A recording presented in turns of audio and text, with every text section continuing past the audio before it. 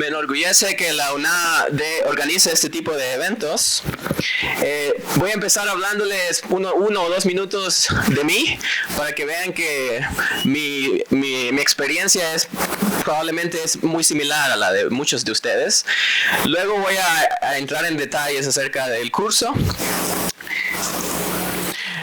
Yo soy hondureño, viví en zonas rurales de Honduras, en Olancho, en Santa Bárbara, en aldeas y pueblos de nuestro país. Vivimos en condiciones paupérrimas, no teníamos electricidad por años, no teníamos agua potable, así como muchos hondureños desafortunadamente crecemos. Esta es una foto de donde yo vivía, en Olancho. No había nada, básicamente.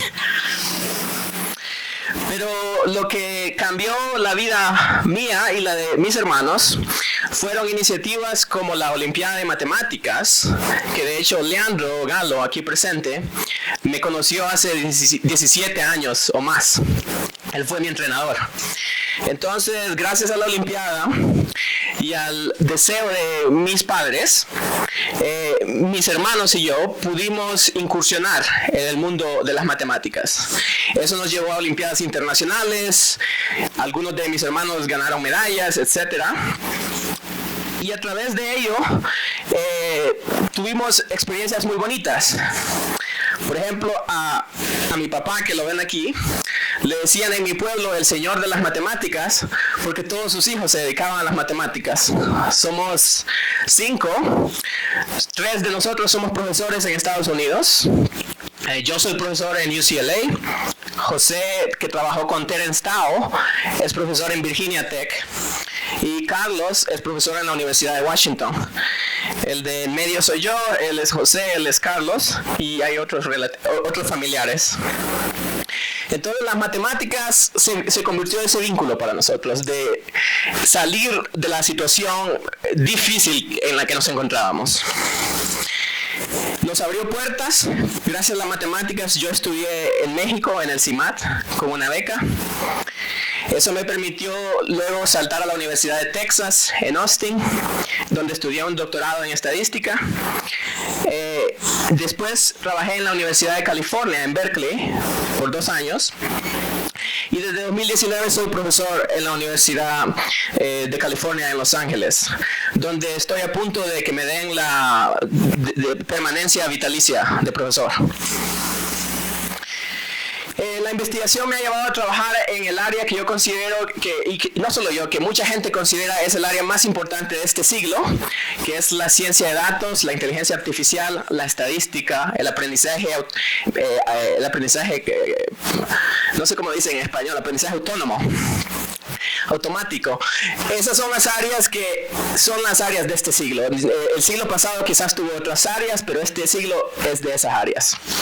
Entonces he trabajado con gente que ha ganado los premios más importantes de nuestro campo, y también he conocido gente que yo considero que son genios, como Terence Tao, gracias a mi hermano, y este señor que ganó el premio Nobel de Física, que trabaja con Battlestar Galactica, la película. En fin, bueno, eso es brevemente de mí. Podemos platicar. Yo estoy feliz de compartir con ustedes cualquier información, consejo acerca de oportunidades de becas o de simplemente la trayectoria en las matemáticas. Para este curso vamos a hablar de estadística de dimensión alta. Vamos a usar 2 libros principalmente. El primero es este de Martin Wainwright. El segundo es de High Dimensional Probability y lo pueden encontrar gratis en la internet. El énfasis de la clase va a ser en proveerlos con una base de fundamentos sólidos para que ustedes puedan entender por qué funcionan los diferentes algoritmos de Machine Learning y de estadística. Los requisitos que yo considero son mínimos son cosas como una base sólida de álgebra lineal, lo mismo de cálculo, un poco de análisis real y ya básicamente y un poco de probabilidad básica. Pero incluso para la probabilidad básica yo les voy a estar dando los resultados que necesiten. La clase se va a desarrollar a través de la página de GitHub, donde yo voy a estar poniendo materiales. Las diapositivas de hoy las pueden encontrar en GitHub. También ahí voy a poner alguna tarea para que trabajen en grupo y para ver si están entendiendo los conceptos que estudiamos en la clase. Si tienen preguntas, soy feliz de responder cualquier pregunta. La pregunta que yo tengo es, ¿quiénes son de matemáticas aquí? Levanten la mano, por favor. La mayoría. ¿Quiénes han tomado diferentes cálculos? La mayoría. ¿Quién ha tomado álgebra lineal? ¿Y quién ha tomado algún curso de estadística y probabilidad? La mayoría. Entonces todos estamos fuertes, ¿no? Ahora hay que ejercitar los músculos. Entonces, muy bien. Creo que como empezamos un poco tarde, mejor ya entramos en calor y vamos a empezar con la clase. En estadística clásica, generalmente, por muchos años, siglos incluso, se suponía que el número de muestras, n, es mucho mayor que el número de parámetros a estimar. En este caso, la dimensión del número de parámetros es d. Me disculpo de antemano porque voy a usar diapositivas en inglés.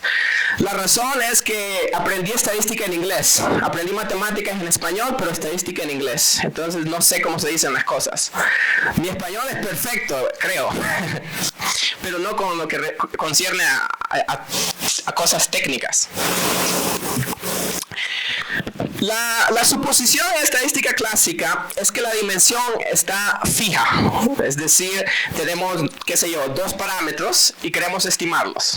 Por ejemplo, un parámetro podría ser la efectividad de una vacuna y ese parámetro puede ser un número real que queremos estimar. Y en ese paradigma, lo que se hace es suponer que el número de muestras se va a infinito. La herramienta fundamental que se ha utilizado a través de la historia es el teorema central del límite y en un poco de menor medida la ley de los grandes números, que me imagino que han visto, ¿verdad? ¿Sí la han visto? Entonces, estas han sido las herramientas que se han usado. Pero con el desarrollo de nuevas tecnologías, con la necesidad de las diferentes ciencias como la biología, la genética, la física, el paradigma clásico no fue suficiente para el desarrollo de algoritmos. Entonces esto dio lugar a lo que se conoce como estadística de alta dimensión y uso este término muy generalmente de manera que incluye cosas como deep learning, incluye modelos de regresión en general, etc. En el caso de High Dimensional Statistics, el número de parámetros D es del mismo orden que n. Este simbolito lo pueden encontrar en la notación que les di en GitHub, o que el radio entre d y n converge a una constante. Esto inmediatamente viola lo que se supone en estadística clásica, que se supone que el número de parámetros está fijo. Vamos a ver ejemplos en la clase cómo esto ha sido muy exitoso para cosas que utilizamos de manera rutinaria en nuestra actualidad. También es posible que el número de parámetros D sea mucho más grande, este símbolo significa mucho más grande que N. D puede crecer polinomialmente con N o incluso exponencialmente con el número de muestras. Estamos hablando de problemas difíciles porque hay demasiados parámetros. Por ejemplo, en problemas de genética, es muy caro agarrar a personas y hacer el perfil genético porque toma mucho dinero y tiempo. Entonces lo que se hace es, se seleccionan, no sé, 50, 100 personas, ese es el número de muestra, y se estudian 10 a la 4 genes, por ejemplo. Es decir, el número de parámetros puede ser mucho mayor que el número de muestras. Los métodos clásicos simplemente no funcionan en este tipo de escenarios. En regresión lineal, suponemos que tenemos un vector y generado como x beta más epsilon, donde x es una matriz, beta es un vector y epsilon es un vector, por ejemplo, multivariante normal. Y el método de regresión lineal que todos aprenden en estadística básica es el de minimizar los residuales, la suma de los residuales al cuadrado. Y esta notación armin la pueden encontrar en las notas que les di, significa un parámetro que minimiza la función, que en este caso sería esta. Este método ni siquiera está bien definido cuando d es mayor que n. Cuando el número de parámetros es mayor que n, hay una infinidad, se puede demostrar con álgebra lineal, que hay una infinidad de minimizadores de la función, en este caso la suma de los cuadrados al residuo. Entonces, desde el punto de vista práctico, eso significa que no tenemos una opción que podamos usar para analizar los datos, porque hay una infinidad de soluciones. Es decir, el método fracasa en ese caso.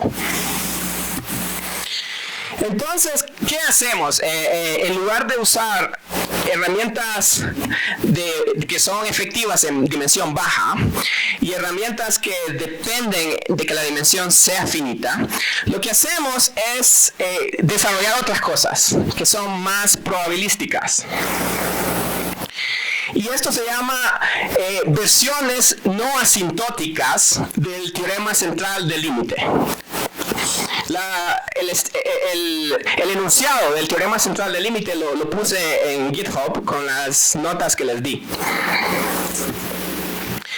La forma general del tipo de desigualdades de concentración que se usan para estudiar estos estimadores de alta dimensión son desigualdades que se ven así. Tenemos una variable aleatoria y calculamos la diferencia a su valor esperado y queremos probar que la probabilidad de que eso exceda a una cosa A es menor que una cantidad B que es pequeña. Es decir, con probabilidad alta, X menos su valor esperado va a ser menor que A. Es lo que queremos decir. Esas desigualdades van a ser verdad y no van a depender de límites cuando n va a infinito, sino que van a ser verdad para cualquier n. Ya lo vamos a ver en detalle. Ejemplos clásicos de este tipo de desigualdades son cosas que quizás ya han visto, como la desigualdad de Markov o la desigualdad de Chebyshev. La desigualdad de Markov nos dice que para una variable no negativa, la probabilidad de que x es mayor o igual que t es menor o igual que el radio entre el valor esperado de x y dividido por t. Lo que voy a hacer ahorita es darles un ejemplo de cómo el teorema central del límite fracasa en ciertos casos. Y eso nos va a motivar a estudiar otro tipo de desigualdades. Y vamos a usar esas desigualdades para analizar estimadores que son muy importantes en la práctica, como compress sensing, lazo, redes neuronales. Entonces, la primera clase va a ser un poco aburrida porque nos vamos a enfocar en desigualdades. A partir de mañana empezamos a ver cosas que en inglés dirían son sexy, cosas más interesantes, ¿no? Pero hoy pues hacemos como dicen los mexicanos, la talacha, ¿no? La parte fea. Entonces, la otra desigualdad es la desigualdad de Chebyshev, que requiere que el segundo momento exista y el primer momento, por lo tanto, existe, y nos dice que la diferencia esta excede a t con probabilidad menor que la varianza dividida por t al cuadrado. Estas son dos desigualdades básicas. Y se puede generalizar a requerir que el k momento de x sea finito y entonces obtenemos esta cota superior. Entonces, déjenme darles un ejemplo de cómo el teorema central del límite puede fracasar. Que por siglos el teorema central del límite fue la piedra angular de estadística. Aquí hay un ejemplo. Supónganse que tengo x1 hasta xn, variables Bernoulli. Eso significa que toman valores 0 o 1 con probabilidad 1 medio. Y supónganse que Sn es la suma del número de éxitos que obtenemos, de la suma de los xy.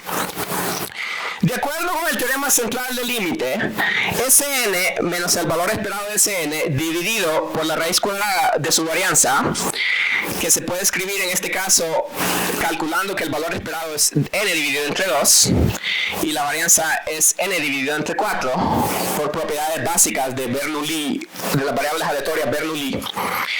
Eso converge en distribución a una normal 0,1. Eso es lo que el teorema central del límite nos da.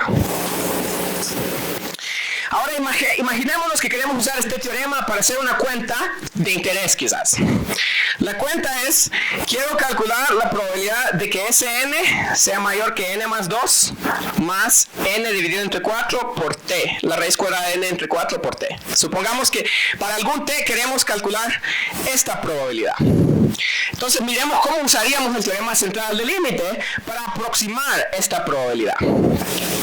Lo que hacemos es tomar la desigualdad adentro del paréntesis, reordenar los términos con álgebra y decir que es lo mismo que la probabilidad que esta cosa en verde sea mayor o igual que t.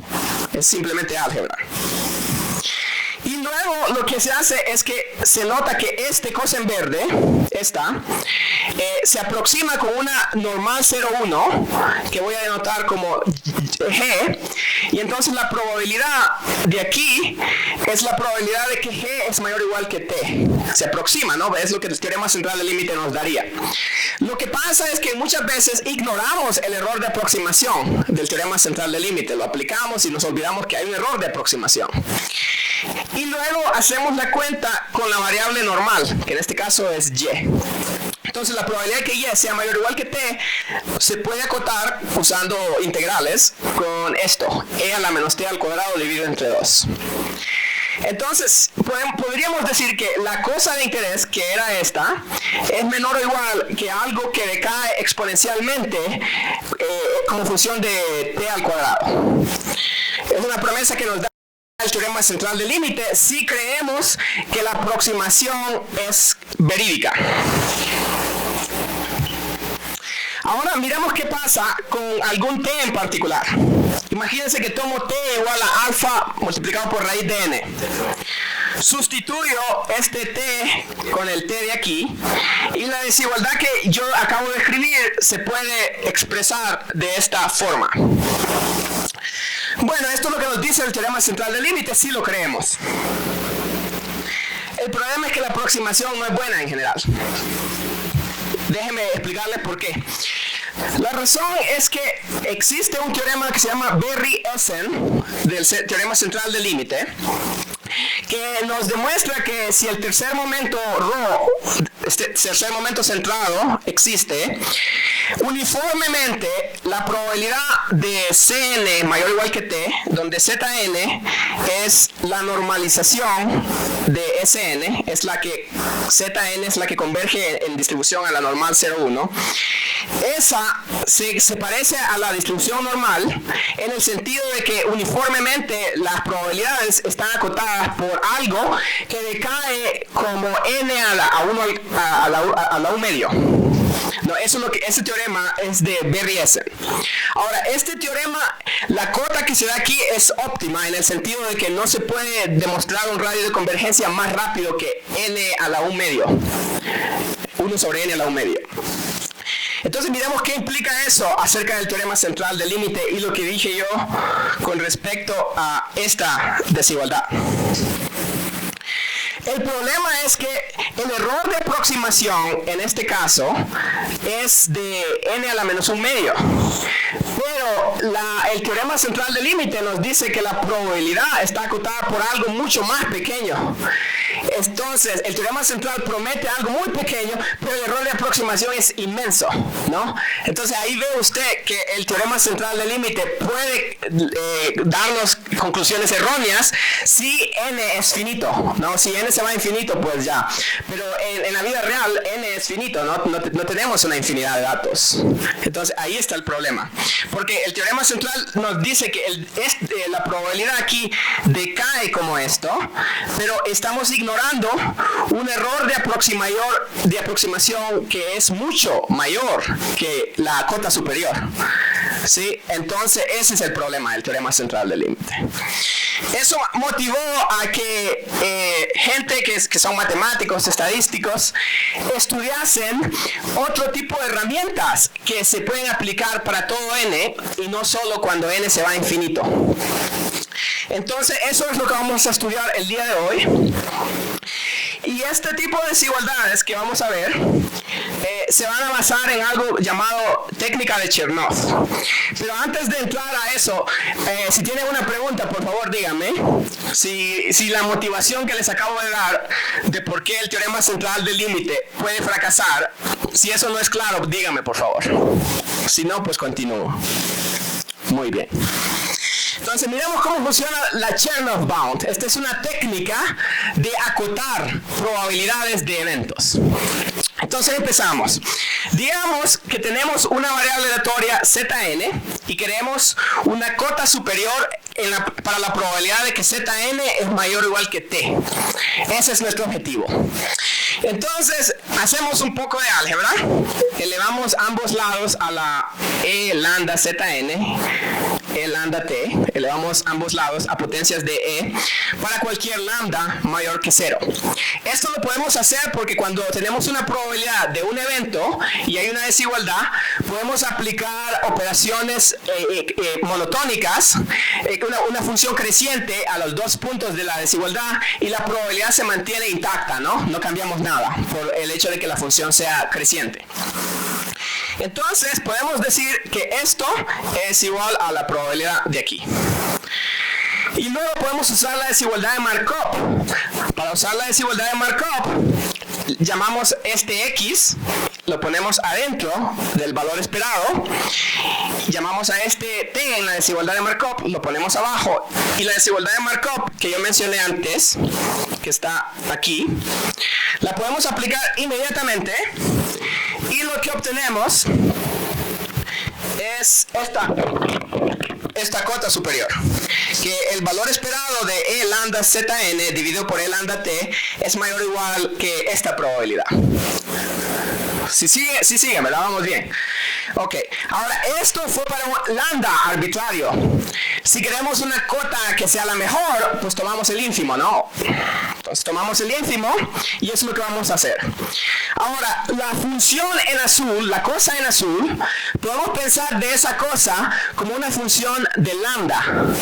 Y si lo pensamos como una función de lambda, eso se llama la moment generating function. ¿Han visto la función generadora de momentos? ¿Quién la ha visto? Una buena parte, ¿no? Entonces lo voy a escribir aquí nada más para que quede formal. Para una variable aleatoria Zn, la función generadora de momentos es esta.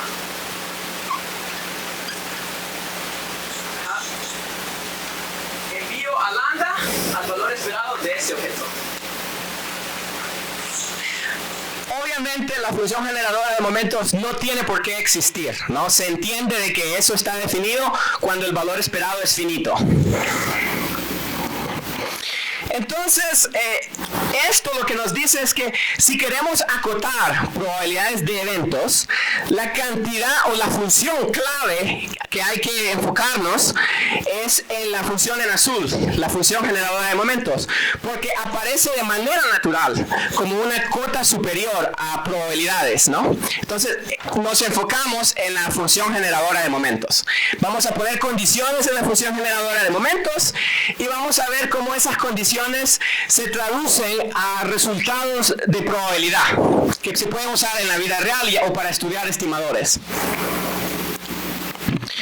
Entonces, la primera definición importante es la de variable subgaussiana.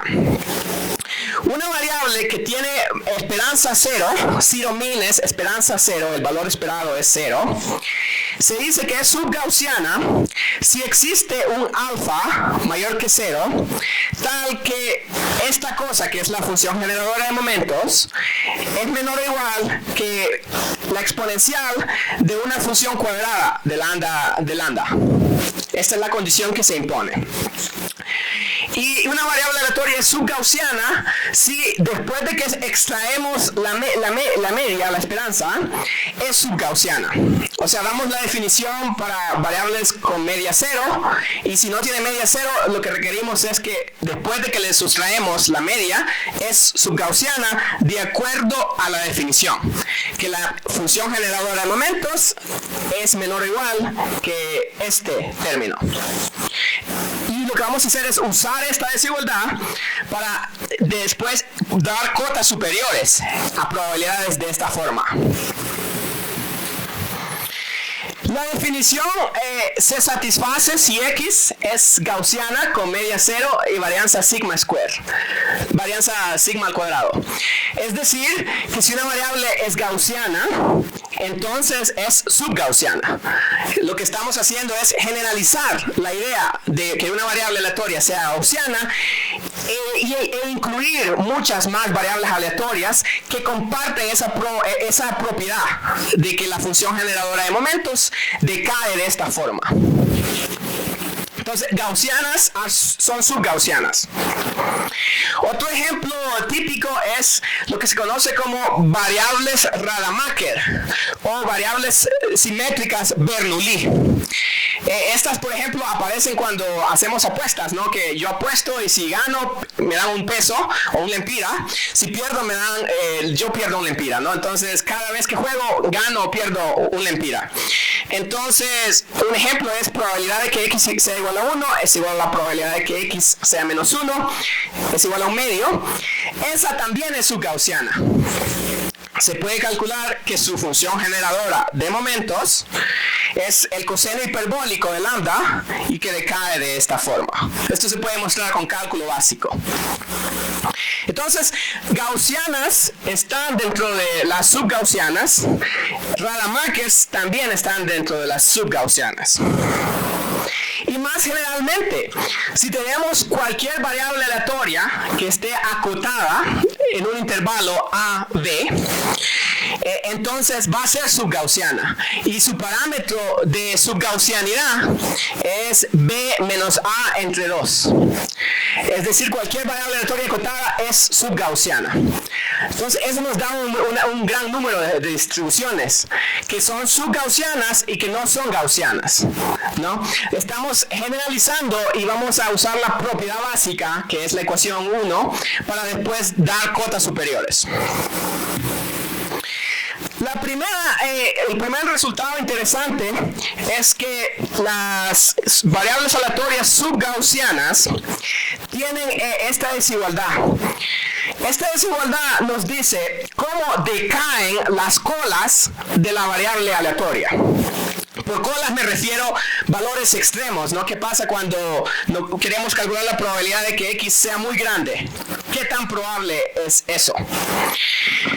Esa cuenta nos dice que la probabilidad de que X sea mayor o igual que T, cuando X es subgaussiana, decae exponencialmente de forma como T al cuadrado dividido por 2 sigma al cuadrado. Y esto es para todo T. A diferencia del teorema central del límite, que requerimos que el número de muestras se vaya a infinito, esta desigualdad es cierta para toda variable aleatoria subgaussiana. Es decir, el número de muestras es irrelevante aquí. Esto es una propiedad de variables aleatorias. Y vamos a reemplazar el teorema central del límite con este tipo de desigualdades para poder decir cosas de variables aleatorias que nos interesan. La misma cota también vale para negativo X, porque si bien es cierto, no lo dije, cuando X es gaussiana, subgaussiana, negativo X también es subgaussiana. ¿Ok? También se satisface. Entonces, vamos a hacer una prueba de este teorema, de esta proposición. ¿Hay alguna pregunta de la desigualdad? ¿Se entiende? ¿Sí vamos bien? Si voy muy rápido me dicen, por favor. O si voy muy lento también. Bueno, que no les dé pena. La pena se deja para robar, dicen en mi pueblo. Entonces vamos. La Chernoff bound. Empezamos la probabilidad de que X sea mayor o igual que T como les dije, podemos usar el truco de antes. El truco de antes fue esta cuenta. Probabilidad de esto es menor o igual que la moment generating function dividida por el lambda t. Podemos usar esa cuenta y, como les decía, tomar el ínfimo sobre lambda positivo, ¿no? Porque si tienen una desigualdad que se cumple para todo lambda, pueden tomar el ínfimo y se mantiene la desigualdad, ¿no? El ínfimo, si no han tomado análisis, es nada más, pueden pensar del ínfimo como el mínimo, ¿no? Aunque no se tiene que, como dicen en inglés, attain, no se tiene que llegar al mínimo. Entonces, pues lo que usamos es eso, tenemos esta desigualdad. La propiedad de ser subgaussiana nos da una cota superior de este valor esperado. Eso es precisamente la definición de subgaussianidad, es esta desigualdad. Entonces podemos reemplazar esta moment generating function con la desigualdad y combinarla con el denominador, y ahora tenemos un ínfimo de lambda de algo que es una función de una variable, ¿no? Y si han tomado cálculo, para minimizar una función de una variable que es diferenciable, la función es diferenciable, tomamos la derivada, hacemos que la derivada sea 0, resolvemos, y si la función es convexa, el que encontramos es el minimizador. Entonces hacemos eso y acaba la prueba. En una línea se puede demostrar esta desigualdad de concentración para una variable aleatoria subgaussiana que tenga valor esperado 0. Podemos escribir también la desigualdad en términos de que el valor esperado de x sea mayor o igual que t, la probabilidad de eso. Para esto, lo que tendríamos que hacer es aplicar la misma desigualdad, aplicársela a x y a menos x, ¿no? Si quieren, escribo brevemente. La probabilidad de que el valor absoluto de x es mayor o igual que t es igual a la probabilidad de que x es mayor que t, unión x menos x es mayor que t. ¿Sí? Si el valor esperado es mayor que t, uno de los dos tiene que suceder. Esto es menor o igual que la probabilidad de que x sea mayor que t, más la probabilidad de que menos x sea mayor que t. Esta es la desigualdad que le llamamos union bound, que vieron ustedes en las notas, idealmente, ¿no? Y esto es menor o igual que exponencial de menos t al cuadrado entre 2 sigma al cuadrado, por la proposición que escribí, y la otra también es menor o igual que menos t al cuadrado 2 sigma al cuadrado. Combinándolas tenemos esto, ¿no? Espero que se entienda. Pero ¿qué pasa si el valor esperado de x es no 0? En ese caso, pues lo único que hay que hacer es aplicar el resultado a x menos el valor esperado de x, ¿no? Podemos aplicar la proposición a esa variable aleatoria y aplicar lo que acabamos de hacer y dar la desigualdad de concentración para x menos el valor esperado de x. ¿Sí? Ahora, miremos cómo podemos usar este resultado, ¿no? Voy a hacer un pequeñito ejemplo en la pizarra.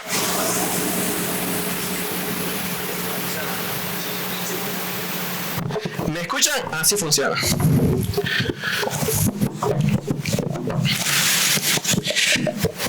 Entonces, permítanme.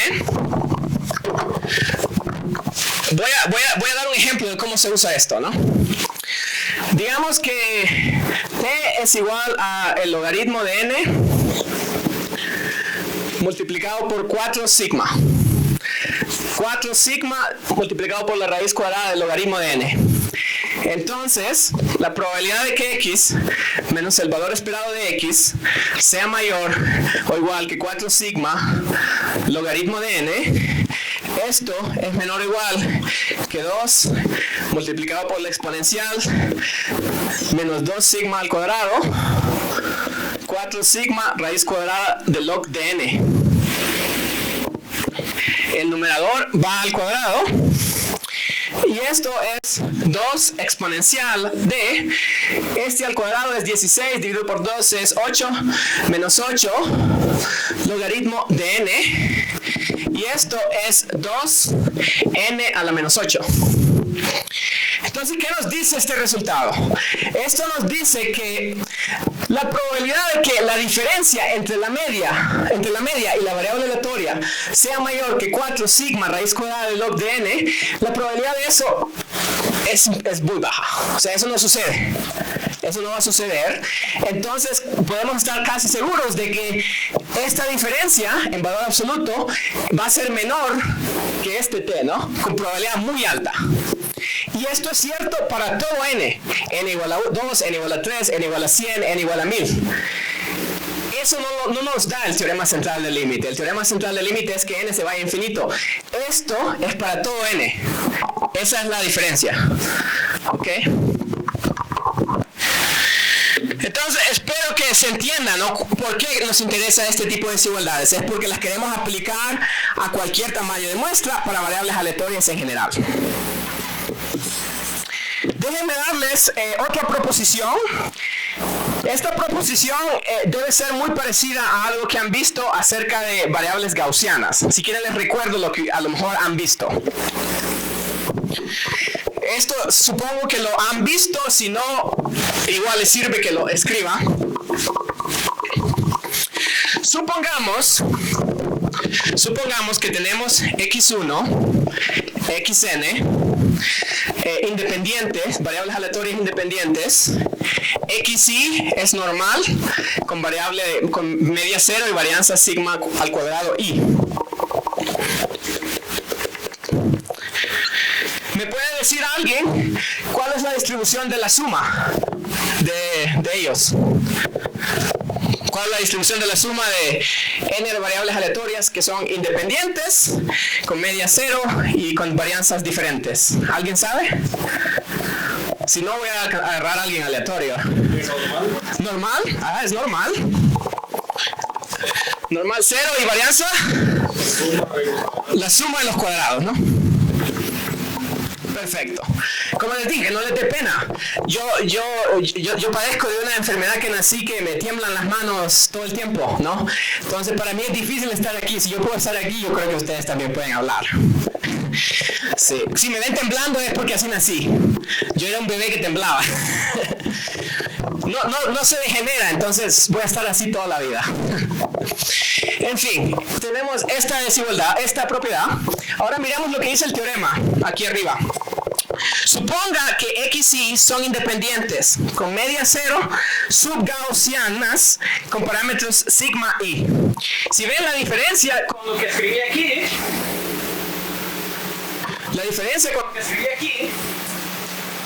es que estas son gaussianas y estas son subgaussianas. Pero si se ven, la propiedad aquí es que la suma es subgaussiana, justamente como el caso de gaussianas, y el parámetro de subgaussianidad es la raíz cuadrada de la suma de los cuadrados. En otras palabras, es lo que esperamos de subgaussianas sucede si nos fijamos en lo que sabemos de variables gaussianas. Entonces, probemos esto, es fácil de demostrar. Entonces, calculamos la función generadora de momentos, que depende de lambda. Reemplazamos la suma, la definición de Sn con la suma. Luego aplicamos propiedades de la exponencial. La exponencial de la suma es el producto de la exponencial aplicada a cada uno de los términos, ¿no? Que es así. El valor esperado del producto es el producto de los valores esperados cuando las variables aleatorias son independientes. Me imagino que han visto esa propiedad. Luego aplicamos la definición de subgaussianidad de cada xy. La aplicamos y nos da una cota superior aplicándola a cada xy. ¿No? La definición de subgaussianidad nos da una cota superior. Si quieren la escribo de nuevo. El valor esperado de lambda de e lambda x es menor o igual que e lambda al cuadrado sigma al cuadrado entre 2. Esta es la definición de subgaussianidad que dimos. Aquí lo que tenemos es sigma i para cada i. Y Y nada más usando las propiedades del exponencial, pues obtenemos que esta función generadora de momentos es menor o igual que esta cota superior. Pero esta cota superior es la definición de subgaussianidad, pero ahora tenemos la suma de los cuadrados en lugar de un parámetro al cuadrado. ¿Sí lo ven, no? Entonces, eso prueba el teorema. Entonces, la suma de subgaussianas es subgaussiana.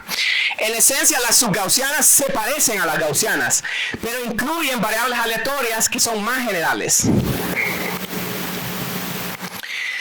Aquí está otra versión de este resultado. Supongamos que las XYs son... bueno, esta es la demostración de que subgaussianas, suma de subgaussianas es subgaussianas. Ahora miremos que eso se traduce en una desigualdad de concentración. Entonces, suponga que XY son una secuencia de variables aleatorias independientes con esperanza 0 y que son subgaussianas. Y los parámetros de subgaussianidad son los sigma i, para i igual a 1 hasta infinito, digamos. Definamos sigma como la raíz cuadrada de la suma de los cuadrados de los sigma i. Entonces, usando la desigualdad que yo ya había probado, la desigualdad que yo ya había probado era esa, que la probabilidad de que x es mayor o igual que t es menor o igual que e a la menos t al cuadrado, 2 sigma al cuadrado. Esto cuando x es subgaussiana con parámetro sigma. Esto fue lo que probé yo primero. Pero les acabo de decir que la suma de subgaussianas es subgaussiana, entonces puedo aplicar esta propiedad a la suma, porque la suma es subgaussiana. Y si la aplico, pues nada más reemplazo la suma en lugar de x y obtengo esta desigualdad. ¿Sí se entiende? Es un corolario, básicamente. Entonces, esta es la desigualdad de concentración principal para variables subgaussianas que se aplica para cualquier n y para cualquier variable subgaussiana. Otra forma de expresar esto es decir que si tomamos el promedio de los XY, la probabilidad de que el promedio sea mayor que t decae exponencialmente de esta forma, donde la sigma barra es el promedio de los cuadrados de los sigmas i. O sea, hay otra manera de escribirlo en términos del promedio. Lo podemos aplicar al caso de variables aleatorias Rademacher. Y en este caso, lo que nos dice es que mi ganancia promedio, si yo juego un juego con variables Rademacher, la probabilidad de que mi ganancia promedio sea mayor o igual que t dividido por raíz cuadrada de n, eso decae de manera exponencial. ¿Sí? Entonces, si yo pongo valores de t, me puede dar una idea, ¿no? Cuánto espero ganar o cuánto espero perder en un juego donde los resultados son Rademacher, con probabilidad un medio, ¿no?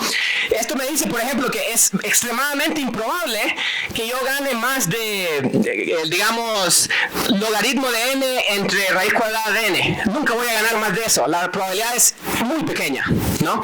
Entonces, poniendo diferentes valores de t, podemos decir cosas de este tipo de variables aleatorias, sin necesidad de apelar al teorema central del límite, que como ya les dije, tiene un error de aproximación bastante grande.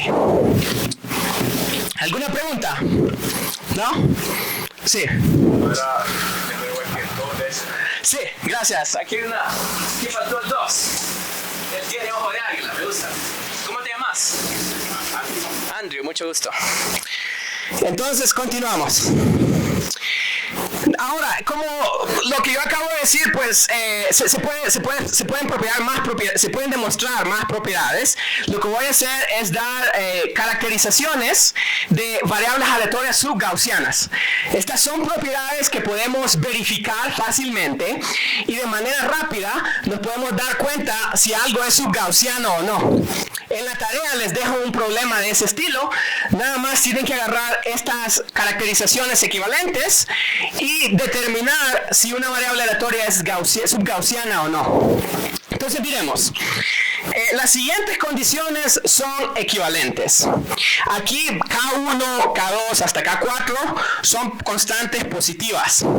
En estadística, constante positiva significa un número que nunca cambia, así como en la física, ¿no? La constante de Einstein, qué sé yo. Entonces, solo que estas constantes no son tan famosas, ¿no? Entonces, continuamos. La primera propiedad es esta, que la probabilidad de que el valor absoluto sea mayor o igual que t es menor o igual que 2 veces esto.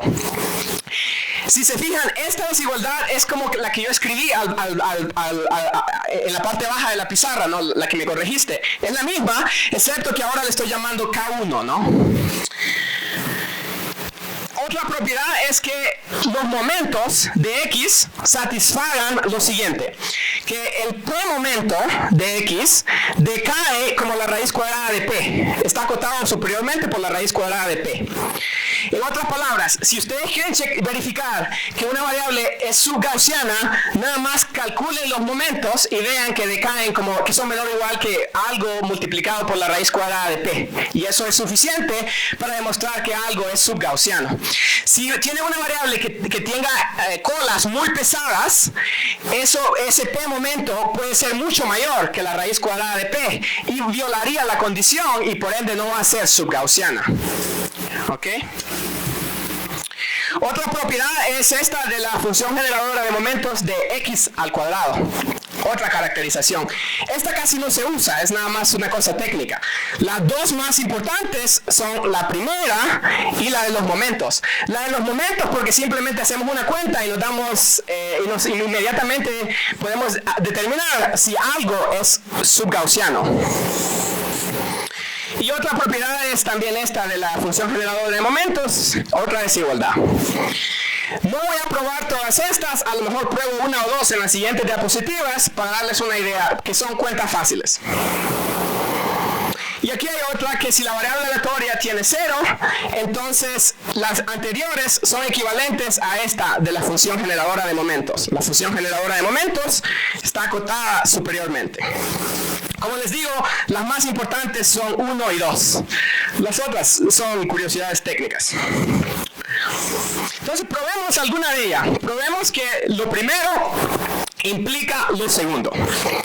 En otras palabras, que si la desigualdad del tipo de desigualdad que yo escribí abajo de la pizarra, en la parte baja, si eso se cumple, que voy a suponer esto, entonces el p momento es de orden raíz cuadrada de p. Entonces miremos cómo se prueba esto. Lo primero que hay que notar es que sin pérdida de la generalidad podemos suponer que K1 es 1. Podemos aplicar el resultado a X dividido por K1 y luego demostrarlo con K1 igual a 1 y luego volver a traer al K1, ¿no? ¿Sí me explico? A ver, veo algunas caritas confundidas. Lo que digo es que si yo quiero probar que esa condición de arriba implica la segunda, lo que voy a hacer es probarlo para X para K1 igual a 1. Es decir, el parámetro de su gaussianidad va a ser 1, al cuadrado va a ser 1. Y luego lo que voy a hacer es, voy a tomar Y igual a X dividido por K1 y le voy a aplicar el resultado a Y. Y lo voy a poner en la desigualdad con K1 igual a 1 y ya acabé, ¿no? Esa es la idea. Entonces voy a hacer eso ahorita. Demostrémoslo entonces para K1 igual a 1. Empezamos con el p momento de X, que es el valor esperado de la potencia P del valor absoluto de X. Eso es la integral de 0 a infinito de la probabilidad de que X a la P sea mayor o igual que U, integrando sobre U. ¿Alguien ha visto esta propiedad del valor esperado? Levanten la mano si la han visto. Se las puse en las notas. La propiedad es que para una variable aleatoria, la probabilidad de que el valor esperado de X es lo mismo que la integral de 0 a infinito, probabilidad de X mayor o igual que U de U, si X es no negativa y el valor esperado existe. Esta es una propiedad probabilidad. Se puede demostrar usando el teorema de Fubini.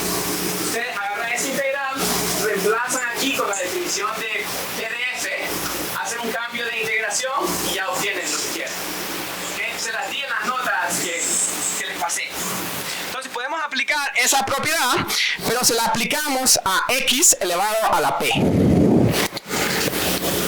Entonces aplicamos eso y luego es una cuenta de integral, ¿no? Nada más hacemos un cambio de variable de u, el cambio de variable es u igual a t a la p, de u igual a pt a la p menos 1, hacemos ese cambio de variable, obtenemos otra integral. Ahora la cosa en azul aquí, la podemos acotar con este de aquí, ¿no? Sí se ve, ¿no? Lo podemos acotar con ese de ahí, reemplazamos y obtenemos esta desigualdad. Ahora es una cuenta de integral. Hacemos otro cambio de variable, una sustitución más, y la función gamma aparece. Y luego usamos propiedades de la función gamma y se puede demostrar el resultado. ¿Ok? Son detalles un poco, no son tan importantes, pero esa es la idea. Reemplazar esa probabilidad con la desigualdad que nos da la propiedad. Y luego usar propiedades de integración y esta propiedad de la función gamma. Cuando uno ve una desigualdad así, hoy en día, la manera más fácil de convencerse de que es cierto no es nada más de un plot, ¿no? No tiene que hacer nada más hace una figura de la función y se convence que pasa todo bonito, ¿no? Igual se puede demostrar matemáticamente. Muy bien, eso, aquí hay otra propiedad.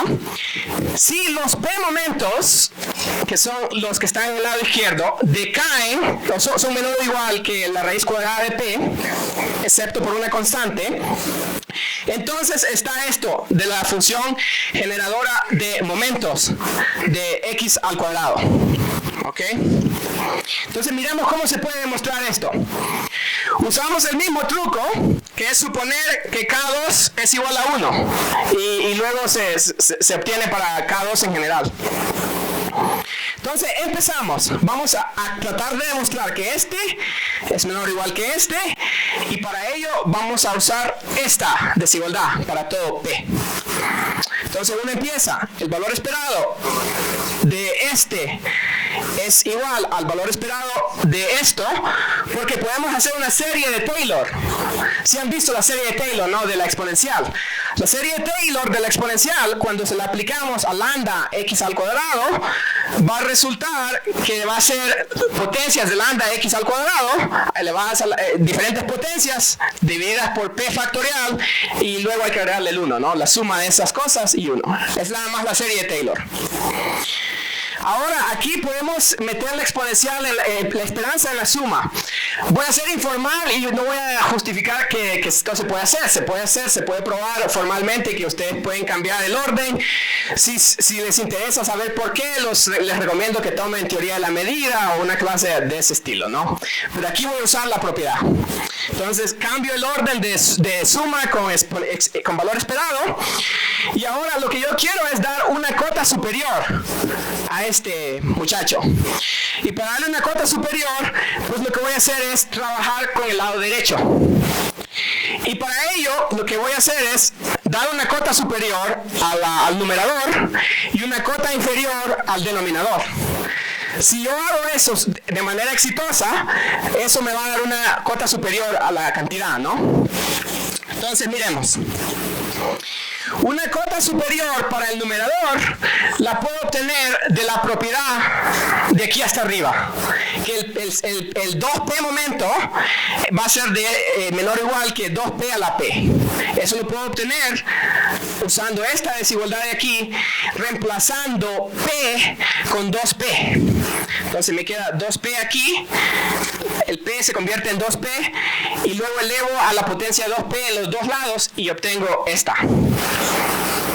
Y luego para P factorial puedo dar una cota inferior usando el truco que los matemáticos siempre usan cuando aparece un factorial. No sé si saben ese truco. El truco es, siempre que hay un factorial en matemáticas, invocamos el teorema de aproximación de Stirling, ¿no? Stirling nos da cotas inferiores, nos da cotas superiores, podemos usarlas todo el tiempo. Entonces, ponemos una cota inferior en P factorial, que es esta, y ahora voy a reemplazar al café con la cota inferior, al azul con la cota superior. Y nada más hago, como dicen en inglés, el plugin, nada más los pongo. El resto es álgebra.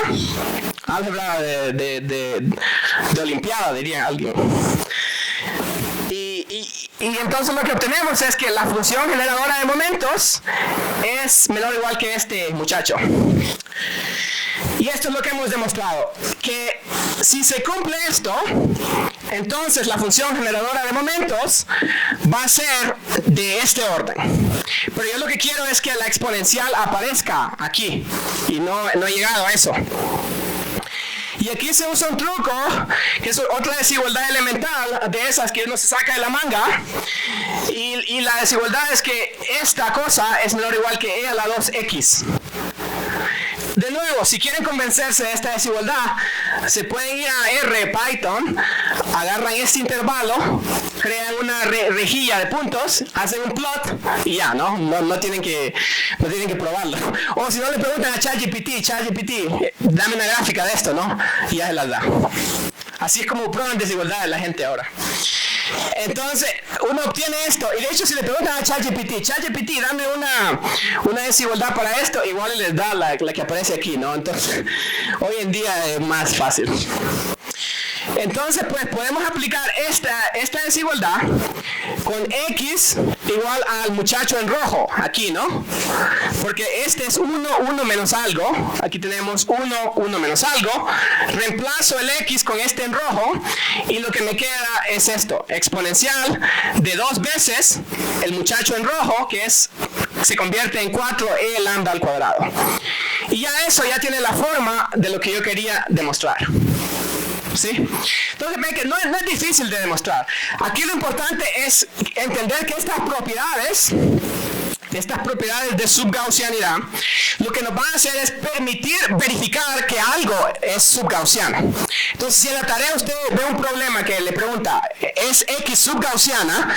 Lo que puede hacer es ver cuáles son los momentos y ver si son del orden raíz cuadrada de P, ¿no? Si sí, ya acabó. Si no, pues violan la suposición y no son subgaussianas. Y la utilidad de esta es, como les digo, nos permite dar enunciados de probabilidad que se cumplen para todo n y para cualquier variable subgaussiana. ¿Alguna pregunta? Ok. Si voy muy rápido me dicen, espero que las ideas se entiendan al nivel alto. Si no, me dicen, por favor. Esto de subgaussianidad se puede hacer de manera más formal, más rigurosa, si quieren, o más elegante. Entonces, lo que uno puede hacer es definir lo que se conoce como la norma subgaussiana. Aquí algunos han visto espacios normados. Levante la mano si alguien ha tomado clases donde se ven espacios normados. Bueno, a los que no lo han visto les digo algo, unas cuantas palabras, ¿no?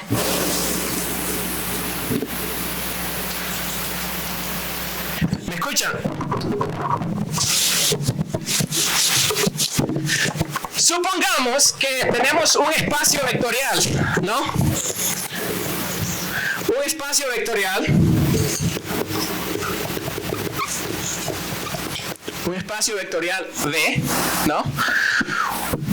Tiene las propiedades de un espacio vectorial, ¿no? Si suman elementos, combinaciones lineales de elementos, está en V, hay un elemento 0 y tienen la multiplicación por escalares, ¿no? Todas esas propiedades. Una norma es una cosa que va de V a los números reales y que tiene las propiedades que la norma de un vector es 0 si solo si el vector es 0, ¿no?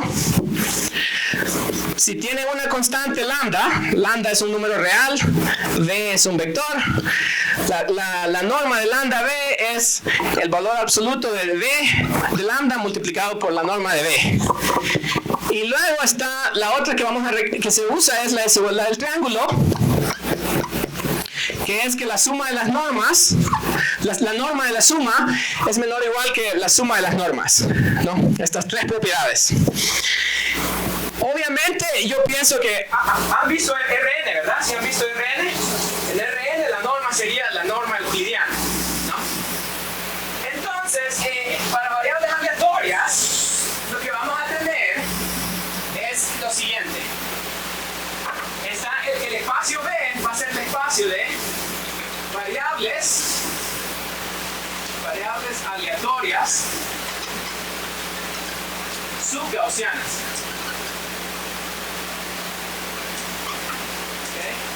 Variables aleatorias subgaussianas. Ese va a ser mi espacio. Es decir, que los elementos de ese espacio son objetos aleatorios, ¿no? Variables aleatorias. Si X está en B, yo voy a decir que X es subgaussiana con un parámetro sigma, ¿no? Como las variables aleatorias normales son subgaussianas, las variables aleatorias normales o gaussianas son elementos de este espacio, ¿no? Y también asumo aquí la identificación, que si dos variables aleatorias son iguales con probabilidad 1, ellas corresponden al mismo elemento, ¿no? ¿Sí está claro? Entonces podemos pensar eso como un espacio de objetos, un espacio vectorial, porque ya vimos que la suma de variables aleatorias subgaussianas es subgaussiana. Si multiplican por una constante es subgaussiana. Y el 0 es subgaussiano, porque el 0 está acotado entre 0 y 0, ¿no? Entonces este es un espacio vectorial y le podemos dar una norma a este espacio vectorial. Y la norma que le podemos dar es esta. La norma es, tomamos el ínfimo de los t's de manera tal que esta desigualdad se cumple. Y esta desigualdad ya vimos que es una de las equivalencias de subgaussianidad. Las variables aleatorias subgaussianas satisfacen esto, las que satisfacen esto son subgaussianas. Entonces, X es subgaussiana, sí, solo y sí. Su norma subgaussiana es finita. Esta es otra forma de definir las variables subgaussianas. Y nada más para hacerlo más claro, ¿no? Entonces, variables gaussianas viven en el espacio de variables subgaussianas. Pero esa contención es no inclusiva. No sé, ¿cuál es la palabra? No sé. ¿Cuál es la palabra? No inclusiva, sí. O sea, existen elementos de aquí que no están aquí, ¿no? Como ya vimos. Ahora tenemos un espacio vectorial. Y entonces se puede demostrar que esta cosa que yo defino como norma es una norma de verdad. En otras palabras, satisface las tres propiedades que les dije. Desigualdad de triángulo, la norma es 0, sí, solo sí, la variable aleatoria es 0 con probabilidad 1. Y la otra es que si multiplican por una constante, la constante sale con valor absoluto. Entonces, podemos pensar las variables subgaussianas como elementos de este espacio vectorial. Esa forma de verlo es un poco más elevada, pero es útil porque las cuentas se vuelven más fáciles. En particular, cada variable aleatoria subgaussiana se puede demostrar usando cuentas del estilo que hice, que satisface lo siguiente. La probabilidad de que x sea mayor o igual que t va a estar acotada por 2 veces la exponencial de menos c t al cuadrado dividido por la norma subgaussiana al cuadrado. Es decir, la desigualdad que yo les probé al principio ahora se puede escribir en términos de la norma subgaussiana. Déjenme lo expando.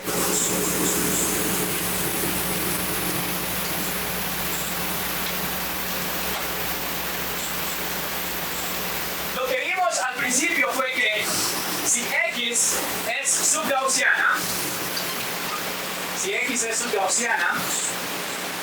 con parámetro sigma, la probabilidad de que x sea mayor que sigma, perdón, que t, que el valor absoluto es menor o igual que 2 veces e a la menos t al cuadrado dividido por 2 sigma al cuadrado.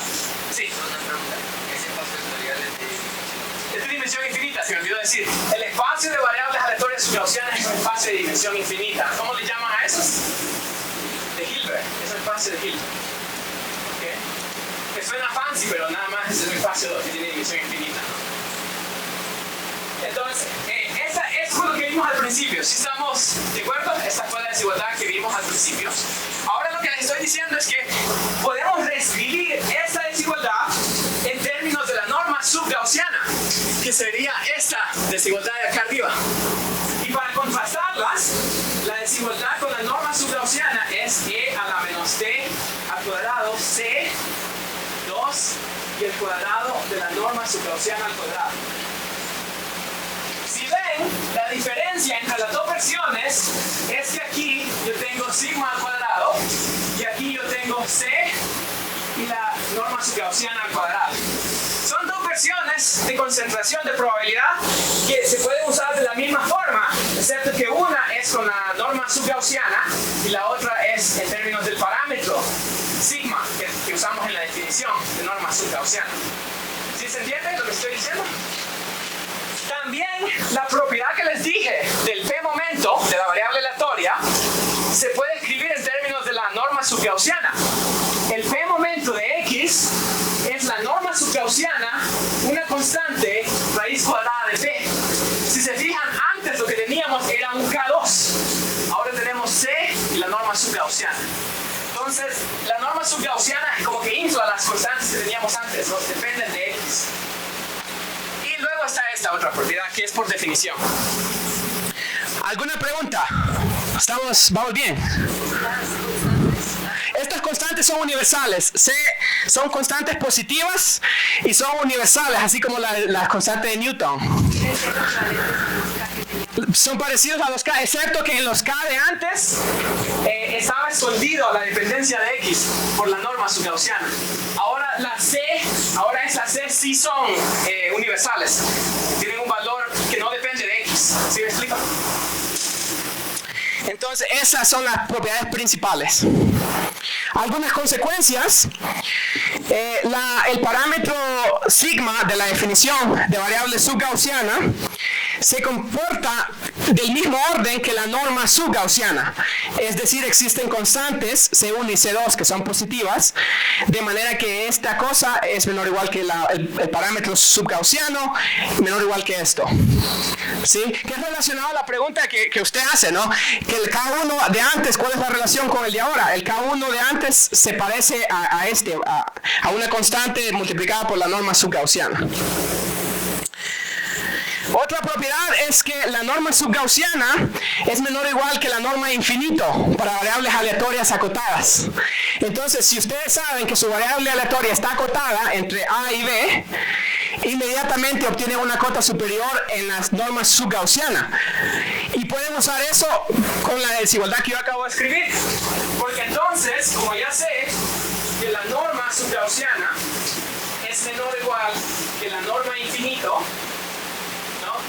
esto va a ser menor o igual que 2e a la menos t al cuadrado, 2 veces la norma de infinito al cuadrado. Obtenemos esta desigualdad. A veces la gente usa esta desigualdad y le llaman OEFD, inequality. Diga. ¿Qué puede decir qué era la norma de infinito, para recordarle a la gente qué es la norma de infinito, es esto.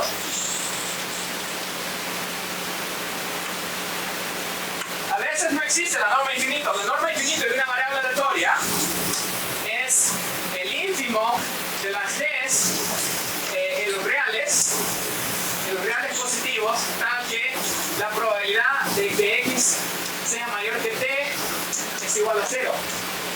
Esa es la norma de infinito. Que en términos vulgares, en términos de la calle, sería, esta norma de infinito es un número que es mayor o igual que X con probabilidad 1.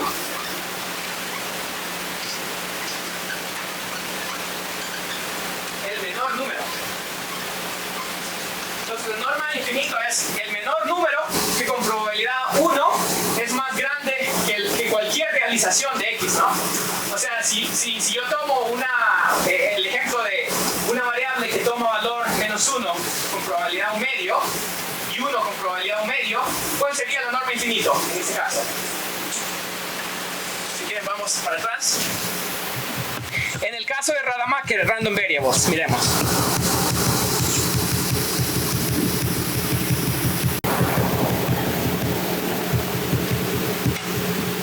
Aquí está.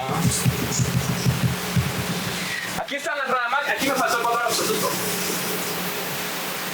Aquí están las Rademacher variables aleatorias. Toman valor 1 con probabilidad 1/2, valor -1 con probabilidad 1/2. ¿Quién me puede decir cuál es la norma infinita de esto, de esta X? 1, ¿no? Porque si yo uso la definición, como voy acá, puedo poner 1.1, ¿no? Y la probabilidad de que X sea mayor que 1.1 es 0, ¿no? Porque la variable es 1 o -1. Puedo poner 1.01 y sigue siendo 0. Puedo poner 1.00001 y sigue siendo 0. Me puedo acercar a 1 y me puedo seguir acercando, ¿no? Pero si bajo de 1, ya la probabilidad esta ya no es 0, ¿no? En fin. Vamos a continuar. Entonces, ¿alguna otra pregunta?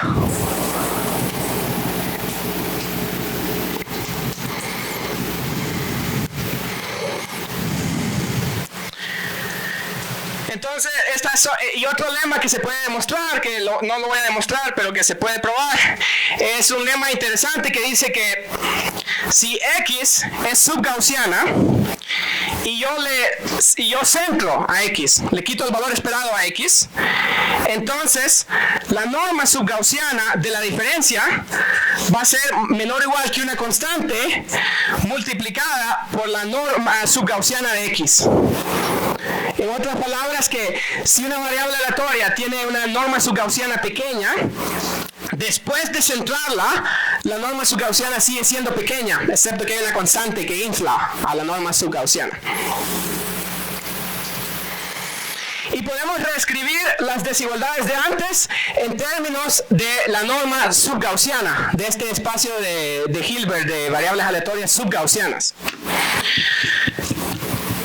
Primero tenemos que ver que si las XYs son independientes, con media 0, y son subgaussianas, entonces la suma es subgaussiana y el cuadrado de la suma de las normas subgaussianas es menor o igual que una constante, la suma de los cuadrados de las variables aleatorias, de las normas de las variables aleatorias. ¿Ok? Entonces, para dar una cota superior en la norma subgaussiana de la suma de una secuencia de variables aleatorias subgaussianas, es suficiente tener una cota superior de la suma de los cuadrados de las normas subgaussianas de cada variable aleatoria. ¿Sí me explico? Por ejemplo, a ver si hacemos esto con Rademacher, Random Variables. Si yo hago eso con Rademacher Random Variables, con variables aleatorias Rademacher,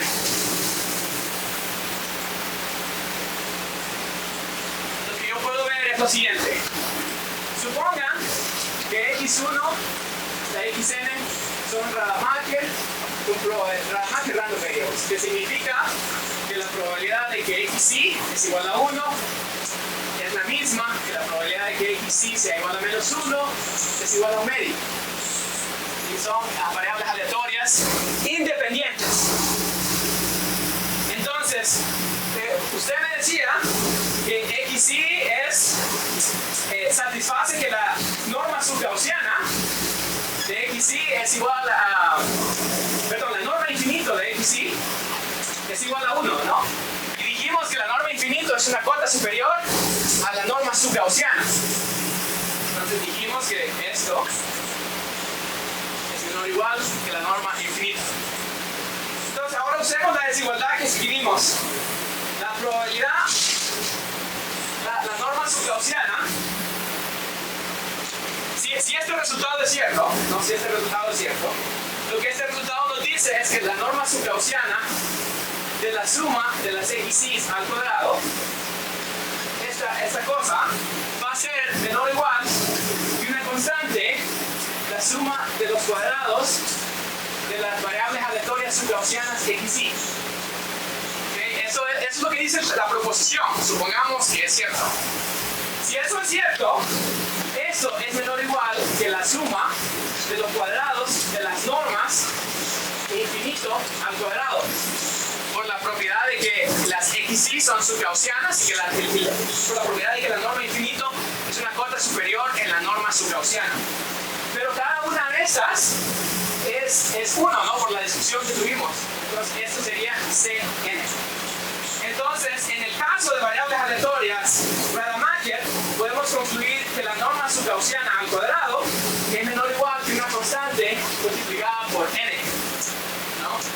Y entonces podemos usar eso para decir que la probabilidad de que la suma de variables aleatorias Rademacher es mayor que t, esto es menor o igual que 2 veces exponencial de menos t al cuadrado, una constante dividida por Cn. Y obtenemos esta desigualdad. ¿Sí se entiende? Entonces la lógica es, si esto es cierto, tenemos una cota superior en el cuadrado de la suma de la norma subgaussiana.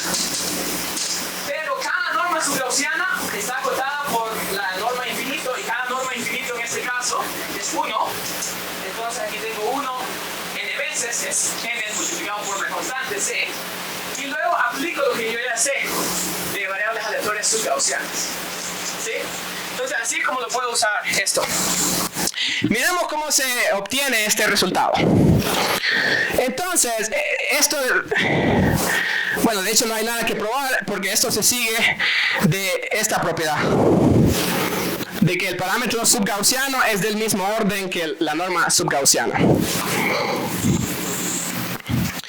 Y finalmente podemos reescribir la otra desigualdad que teníamos, que es lo que yo acabo de escribir ahí. En general la podemos escribir y sería que la probabilidad de que la suma de variables aleatorias subgaussianas en valor absoluto sea mayor o igual que t es menor o igual que 2 veces la exponencial de menos ct al cuadrado dividido por la suma de las normas al cuadrado, porque la suma de las normas al cuadrado es una cota superior con una constante en el cuadrado de la norma subgaussiana. Entonces podemos reescribir desigualdades de antes de esta forma en términos de la norma subgaussiana.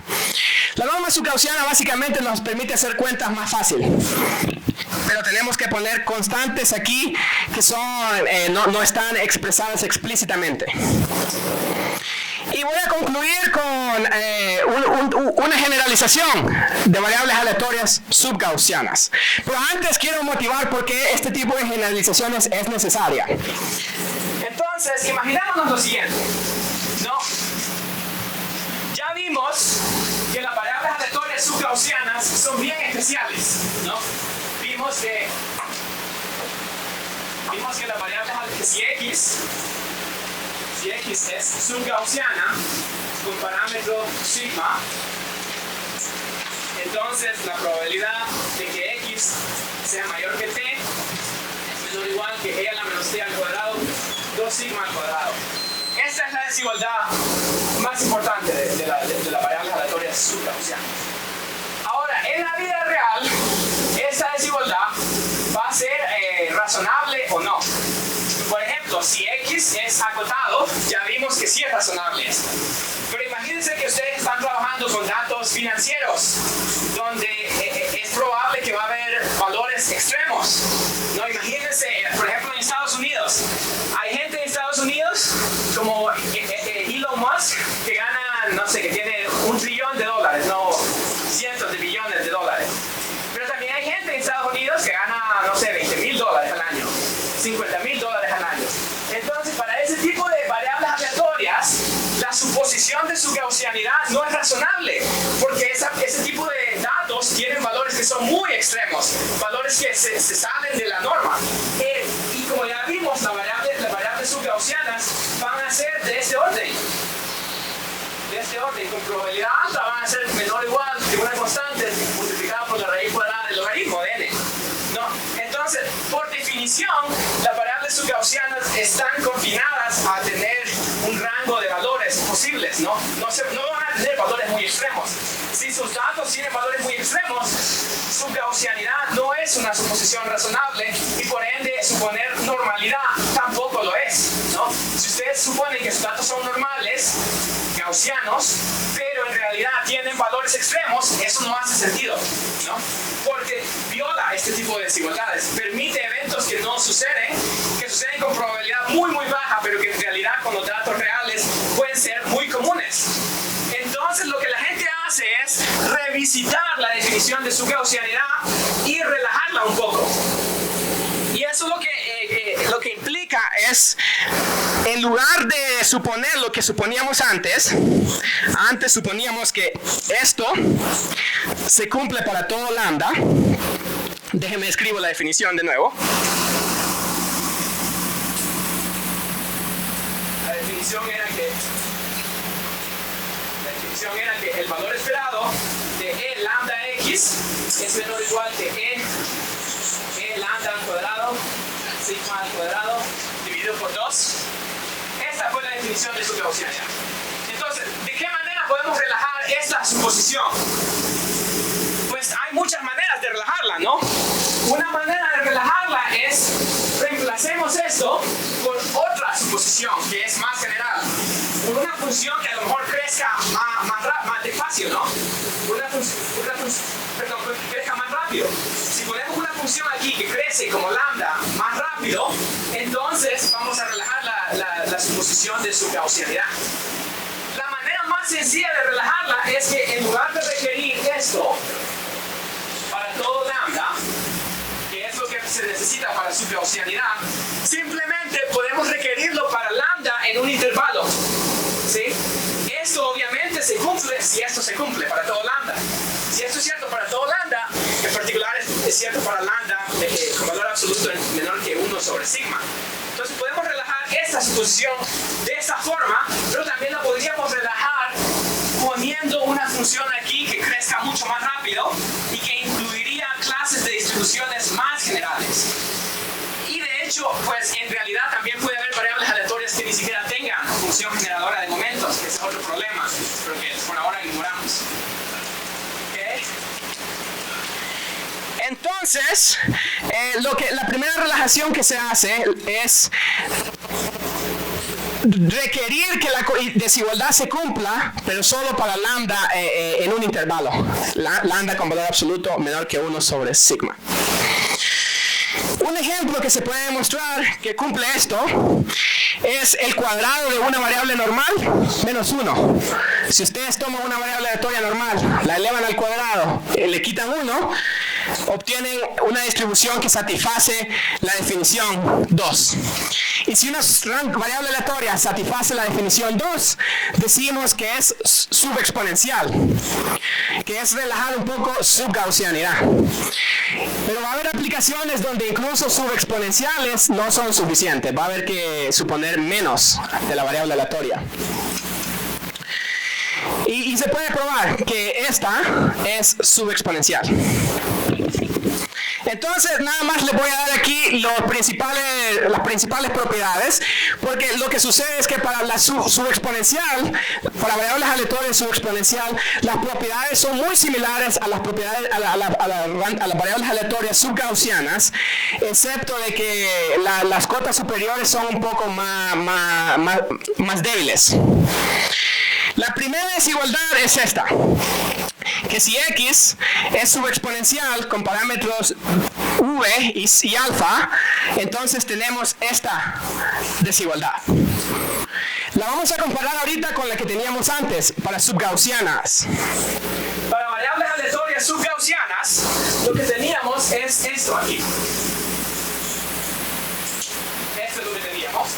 Y quiero que se fijen en la cota superior que tenemos, que es exponencial de menos lambda, menos d al cuadrado entre 2 sigma al cuadrado.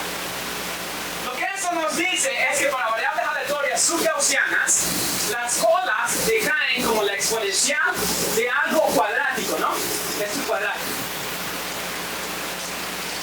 Para las variables aleatorias subexponenciales, lo que obtenemos es la exponencial de algo que puede ser cuadrático o lineal. ¿Sí? Hay dos regímenes. En un caso, esta cosa es de orden lineal, no es una función lineal. Para t mayor que 1, esta cosa es una cosa lineal. Para t menor que 1, esta cosa es cuadrática. Pero cuando esta cosa es lineal, decae mucho más lento que esa, que es la exponencial de algo cuadrático, ¿no? Entonces, las variables subexponenciales tienen concentración de desigualdad, pero la manera en que se concentran alrededor de la media es más despacio que las subgaussianas. Porque aquí, como les digo, es un término que es de lineal o cuadrático adentro del exponencial, y aquí siempre es cuadrático. Esa es la diferencia principal entre este tipo de variables aleatorias, subgaussianas y subexponenciales. Y para clarificar un poco, aquí está la idea, ¿no? Que las variables aleatorias gaussianas son variables aleatorias subgaussianas. Y las variables aleatorias subgaussianas son variables aleatorias subexponenciales. Entonces ahora tenemos tres diferentes tipos, una contenida en las otras, ¿no? Las gaussianas, que son las que nos enseñan en clases generalmente, las subgaussianas que hemos estado discutiendo hoy, y ahora las subexponenciales, que relajan un poco las subgaussianas y que permiten que las colas decaigan un poco más despacio, ¿no? Pero incluso las subexponenciales puede que sean insuficientes para modelar datos reales, porque como les digo, si hay valores extremos, que son muy extremos, esas no van a ser suficientes y vamos a tener que suponer otro tipo de cosas. ¿Alguna pregunta? Espero que por lo menos la definición, la idea de lo que estamos haciendo, la importancia se entienda. Hay cosas técnicas que son cuentas de cálculo que no son tan importantes, pero que se usan para las pruebas, ¿no? Pero lo más importante es que entendamos como dicen en inglés, la big picture. Okay, ¿alguna pregunta? ¿No? Bueno. Esto se puede probar con el mismo argumento, rápidamente les digo. Se usa Chernoff bound, el mismo truco, excepto que ahora el ínfimo está con un constraint, porque la desigualdad de la moment generating function solo se cumple para t en ese intervalo, para lambda en ese intervalo. Entonces no podemos tomar el ínfimo sobre r. Luego reemplazamos la cota que teníamos en la función generadora de momentos y ahora hay que minimizar una función, pero en un intervalo fijo. Y esta es una cuenta de cálculo, y si les gustan las cuentas de cálculo, aquí está. Ahí la pueden ver, es una cuenta fácil.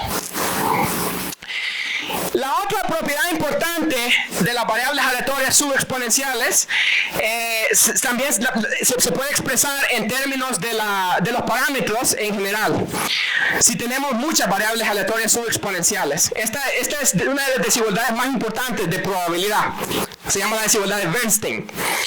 Entonces, esta desigualdad dice, si los x's son independientes con media 0 y son subexponenciales, con parámetros alfa y beta y bi, podemos definir b como la suma de los cuadrados, alfa como el máximo, y entonces la suma va a ser subexponencial también. ¿Sí? La suma de subexponenciales también es subexponencial y tiene esta desigualdad de concentración. Entonces, la suma de normales es normales, la suma de subgaussianas es subgaussiana, la suma de subexponenciales es subexponencial.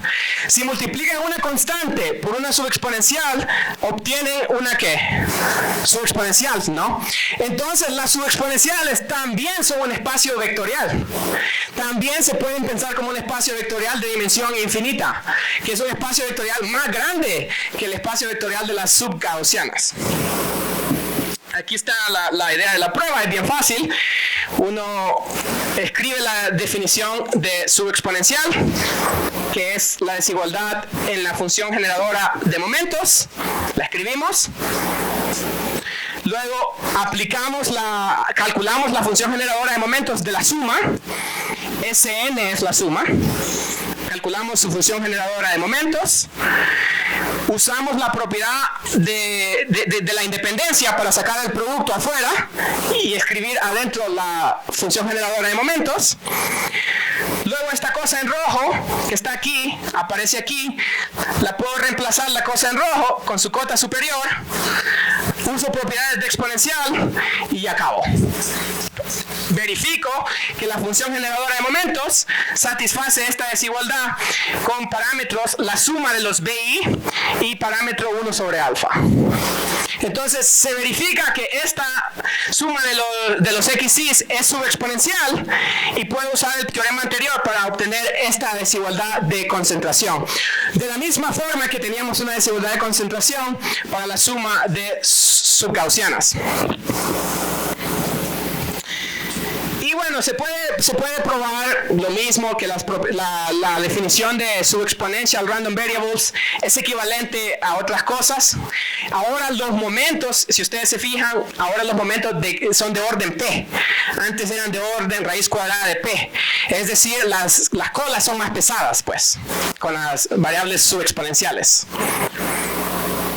Estas dos son las más importantes. Luego hay un poco así de más curiosidades matemáticas y se puede definir una norma subexponencial de la misma manera que antes, excepto que aquí se cambia un poquito.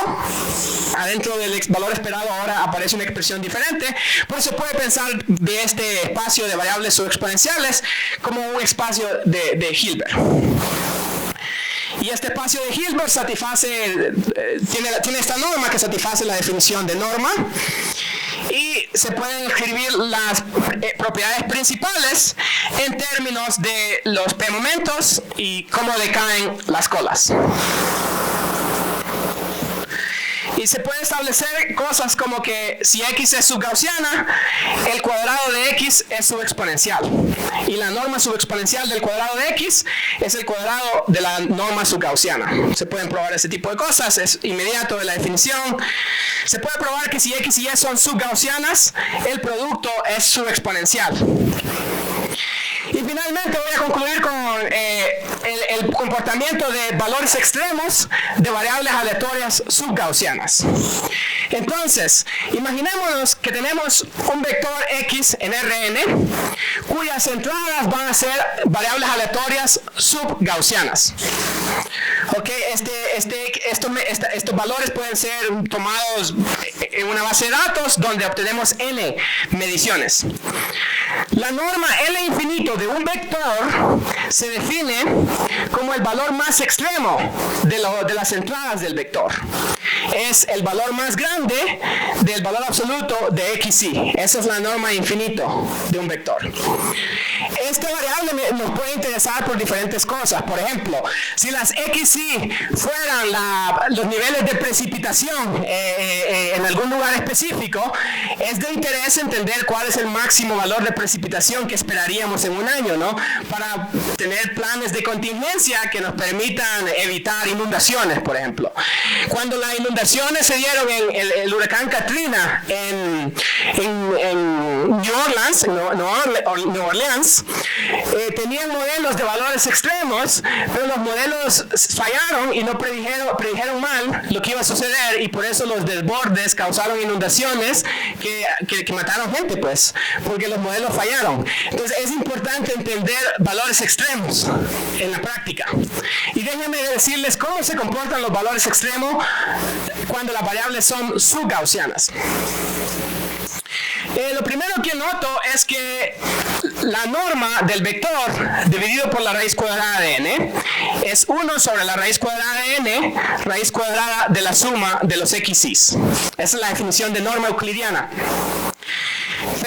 Pero cada XY es menor o igual que la norma infinito, entonces este objeto es menor o igual que la norma infinito, ¿no? La norma infinito se relaciona con la norma euclidiana a través de esta desigualdad. La primera propiedad que se puede probar es algo probabilístico acerca del comportamiento estocástico de la norma infinito de un vector subgaussiano. Este lema dice, si x1 hasta xn es un vector cuyas coordenadas son subgaussianas, con parámetro sigma i, entonces para cualquier lambda, la probabilidad de que la norma infinito sea mayor que esto, que crece como el orden de raíz cuadrada de log de n, esa probabilidad decae como 2 a la n menos gamma. Entonces, por ejemplo, si yo pongo gamma igual a 2 aquí, voy a obtener sigma multiplicado por la raíz cuadrada de 6, multiplicado por la raíz cuadrada del logaritmo de n, y la probabilidad de que mi valor extremo sea mayor que eso va a ser menor o igual que algo muy muy pequeño, ¿no? Es decir, con probabilidad muy alta, yo voy a estar seguro de que la norma infinito no va a ser más grande que esta cantidad adentro de la probabilidad. Así es como usamos este tipo de desigualdades. Entonces, ustedes pueden usar estas desigualdades para hacer planes, ¿no? Planes de contingencia. Si ustedes saben que sus variables aleatorias x y son subgaussianas, inmediatamente puede usar esto. Otra cosa que puede hacer es, si usted se va por ejemplo, al casino, ¿no? Se va a un casino en Las Vegas y dice, yo estoy dispuesto a, no quiero perder más de, no sé, $1,000. Entonces, usted hace la cuenta que hicimos, usa esta desigualdad, calcula la probabilidad de que va a perder más de $1,000 y ya va a tener una cota superior en esa probabilidad y la puede usar para guiar sus decisiones, ¿no? Es así como se usan este tipo de resultados. Y esto es para todo n. Si usted quiere jugar 10 veces, si usted quiere jugar 100 veces, esto es exacto. No es como el teorema central del límite que necesita n infinito, ¿sí? Esa es la utilidad de este tipo de desigualdades. Muy bien, entonces, ¿cómo se prueba esto? Primero, quiero calcular la probabilidad de que xy sea mayor o igual que t. Como xy es subgaussiana, aplico la desigualdad que hemos estado usando con sigma i, pero mi sigma al cuadrado es el más grande de todos los sigma. Si ven en la definición de sigma, sigma es el máximo de los sigma i. Entonces aquí puedo reemplazar mi sigma i con sigma al cuadrado, ¿no?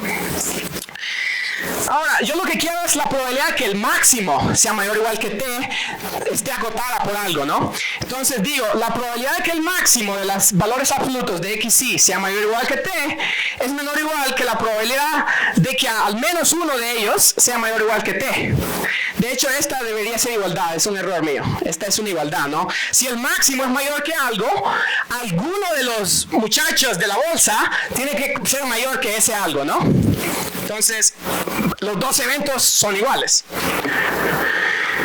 Esto es la unión de que xy sea mayor o igual que t desde i igual a 1 hasta n.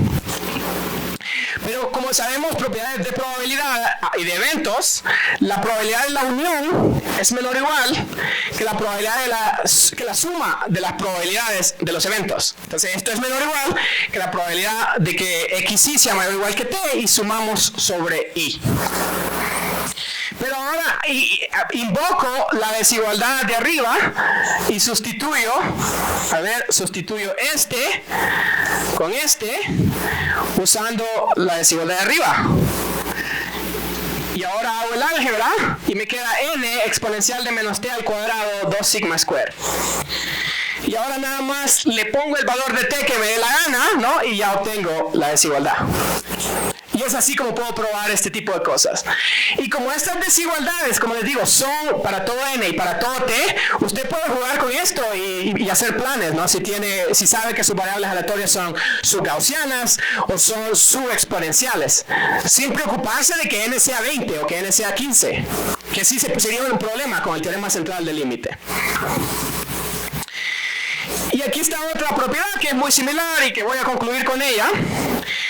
Voy a probar que el valor esperado del valor extremo es de orden también raíz cuadrada del logaritmo de n. Vamos a hacer una cuentita ahorita. Entonces, quiero calcular una cota superior para el valor esperado del máximo. Entonces, el truco que hago es el siguiente. Lo que hago es notar que el logaritmo y la exponencial son inversas de sí mismas, ¿no? El logaritmo de la exponencial es cual sea el argumento que yo le ponga, ese es lo que me da, ¿no? Entonces, el logaritmo de el máximo es simplemente s del máximo y este s se cancela con este s, ¿no? Entonces, no estoy haciendo nada más divido por s, adentro aplico el logaritmo de la exponencial y le pongo un s en el exponente. Son la misma cosa, ¿no? Si se convencen. Luego uso la desigualdad de Jensen que les proveí en las notas. La desigualdad de Jensen dice que si tiene una función concava, el valor esperado de la función concava evaluada en algo es menor o igual que la función concava evaluada en el valor esperado. Entonces, en otras palabras, como el logaritmo es una función que se ve así, es cóncava, una función cóncava, usted cambia el orden de ella con la esperanza. Entonces pongo la función cóncava afuera y la esperanza adentro. Ahora, el valor esperado de la exponencial, el e de s del máximo es lo mismo que el máximo de e de s xy, porque la función exponencial es creciente, ¿no? Entonces, si usted calcula el valor la exponencial y luego toma el máximo, da igual si calcula la exponencial de cada cosa y luego toma el máximo, ¿no? Porque la función es creciente. Entonces, este muchacho ahora se viste de distinto y es así, el máximo de la exponencial de SXY. Y ahora voy a usar una desigualdad trivial, y la desigualdad trivial es, si ustedes tienen una lista de números, el máximo de la lista es menor o igual que la suma de los números si los números son positivos, ¿no? Por ejemplo, el máximo entre 2 y 3 es 3, pero 2 más 3 es 5, ¿no? Es una desigualdad trivial que cualquier niño nos entendería, pero aquí resulta que esa desigualdad trivial es muy útil. Entonces lo que hago es reemplazar este máximo con la suma de estos muchachos. Ahora tengo el valor esperado de la suma. ¿El valor esperado de la suma qué es? ¿La suma de qué? De los valores esperados, ¿no? Si se acuerdan de probabilidad.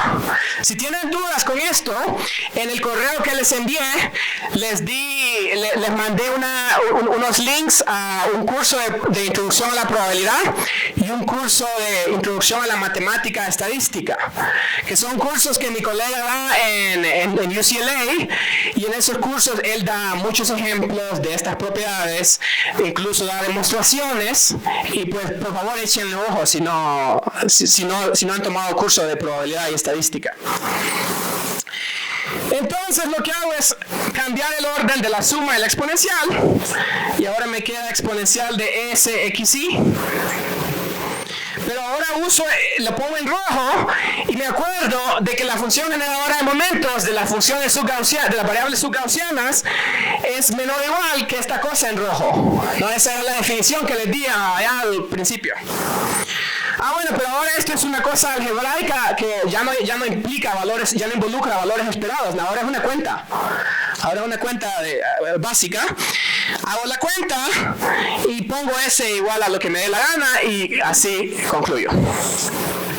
Entonces, como empezamos tarde, nada más voy a dar un breve repaso de lo que hemos hecho y por qué esto es importante. Empezamos. Les voy a robar 5 minutos del café porque el tráfico nos robó casi 20, entonces no es justo, pero bueno.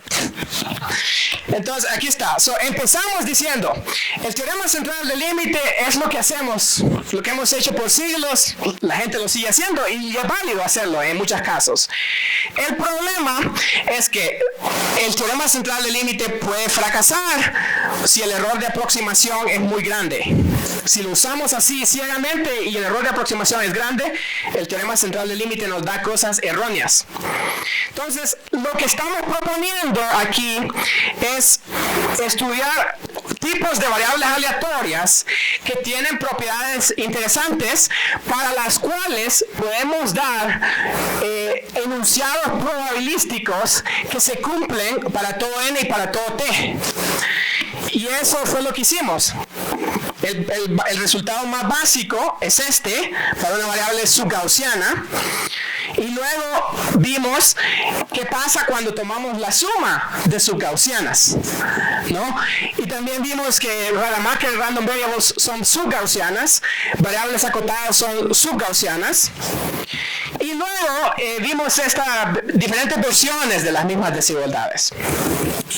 También dimos caracterizaciones que podemos verificar analíticamente, haciendo cuentas. para determinar si algo es subgaussiano o no. Hicimos alguna demostración basada en cálculo. Lo más importante es que entiendan la idea general. Vimos, para los que les gusta, yo puse esto porque yo soy de Honduras y viví en México, y desafortunadamente he notado que los estudiantes de matemáticas creen que la estadística es bien fácil, y déjenme decirle que no. Terence Tao, que ganó la medalla Fields, trabaja a veces en estadística, en problemas bien difíciles. Y yo tengo problemas bien difíciles abiertos que les puedo dar, que si quieren trabajar en eso y lo resuelven, ganan un Nobel ustedes y ganan algo así, porque son muy difíciles y muy importantes para la sociedad en la que vivimos. Entonces, para mostrarles que se puede hacer un poco de cosas fuertes, les menciono, ¿no? Estos son espacios de Hilbert, si les gusta el análisis funcional. Si no, pues ignórenlo. Está bien ignorarlo. Contarle que entiendan las ideas. Para todo, la estadística es un área que a todos nos puede dar de comer, ¿no? Hay gente que solo sabe lo básico de matemáticas, pero son muy buenos en la aplicación. Hay gente que desarrolla métodos, y teoría. Hay gente que desarrolla teoría y no sabe escribir un código. Y hay gente como genial que solo hace matemáticas para la estadística y la machine learning. Todos comemos en la misma mesa porque en la opinión de muchos expertos, esta es la disciplina del siglo XXI. No es la física teórica, perdón, no es otra cosa, es la estadística. Aquí es donde están los problemas de la humanidad, los problemas de medicina, los problemas de biología, los problemas de economía, los problemas de negocios. Todos los negocios en Estados Unidos usan estadística, en Honduras yo pienso que debe ser igual. Entonces continuamos viendo más propiedades, vimos maneras de relajar la suposición de que la variable sea subgaussiana. Continuamos, vimos que las variables subexponenciales, que son mucho más que las variables subgaussianas, también tienen comportamientos probabilísticos que son agradables desde el punto de vista de hacer cuentas. Y concluimos viendo qué pasa con los valores extremos de las variables subgaussianas. Quiero que por favor me digan si fue muy difícil y quieren que le baje un poco, yo le bajo un poco. Si estamos bien, seguimos así. Si se les hizo muy fácil y quieren que vayamos un poco más al cielo, pues vamos al cielo. Nos subimos a una nave y nos vamos más para arriba. Pero si quieren seguimos así. En la próxima clase vamos a hablar de compressed sensing, que fue una técnica que se descubrió en la astronomía. Gente que hacía astronomía, gente que hacía procesamiento de señales en finanzas, ellos descubrieron un fenómeno de álgebra lineal que nadie había entendido. Era bien extraño. Y lo que se hizo fue que gente como Terence Tao y Emmanuel Candes y David Donohoe, profesores, desarrollaron teorías matemáticas para entender por qué funciona eso. Y luego que ellos desarrollaron eso, se vino un auge que dio lugar a que hoy en día casi todos usen cámaras digitales que tienen una resolución que es mucho mejor que las cámaras que se usaban hace 20 años. No sé si ven películas de hace 20 años, parece que fue hace 100 años, ¿no? Pero realmente no, es que el desarrollo de compressed sensing sucedió hace menos de 15, 20 años. Entonces vamos a hablar de eso en la próxima clase. Me disculpo por esta parte que es un poco así más técnica y quizás para algunos de menos interés, pero espero que los métodos que vamos a hablar más adelante sean más interesantes, empezando de mañana. Y les robé 7 minutos de los 20 que el tráfico nos quitó, entonces esperemos que seamos amigos. Nos vemos.